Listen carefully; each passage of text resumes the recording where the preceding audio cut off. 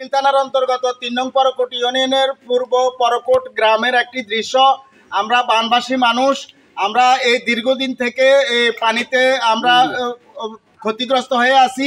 এখানে কোনো বিদ্যুৎ নাই, একটা মোমবাতি নাই, চুলায় হাঁড়ি চলানোর মতো কোনো ব্যবস্থা নাই। পাশাপাশি আমাদের এলাকায় যে ত্রাণ সামগ্রী আসতেছে সেটা মেন শহরে এক একজনের 5-12 পায়, কিন্তু এই মফস্বল এলাকায় অর্থাৎ আমাদের এই গ্রামের ভিতরে ওইরকমভাবে ত্রাণও ঢুকতেছেন। অনেকে এখনও না খেয়ে আছে, হালকা শুকনো খাবার খায়, চুলায় রান্না করার মতো কোনো পরিবেশ নাই। আমরা খুবই ক্ষতিগ্রস্ত।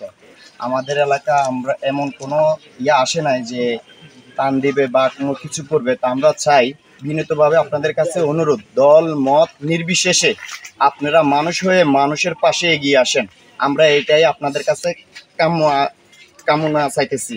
আপনারা এগিয়ে আসেন, আমাদের পাশে দাঁড়ান।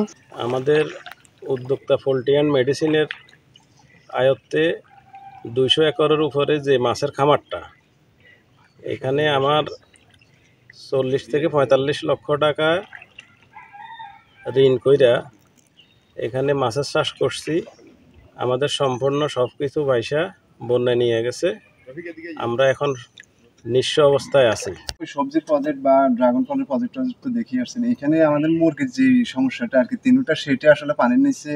আর যখন মুরগির বাচ্চা আমরা বুটারিং এখানে ছিল, সম্পূর্ণ মুরগি মারা গেছে। আর এখানে বড় মুরগি যেগুলি ছিল ওইগুলিও আসলে আমরা মানে কি বলবো, দেখা গেছে অর্ধেক মারা গেছে আর অর্ধেক কিছু মুরগি হয়তো আমরা সেল করতে পারছি আর কি। এখন আসলে বিভিন্নভাবে আসলে আমরা ক্ষতিগ্রস্ত।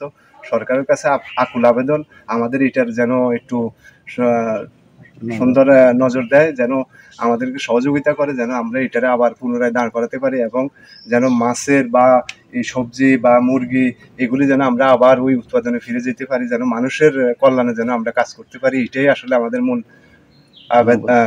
দাবি আর কি।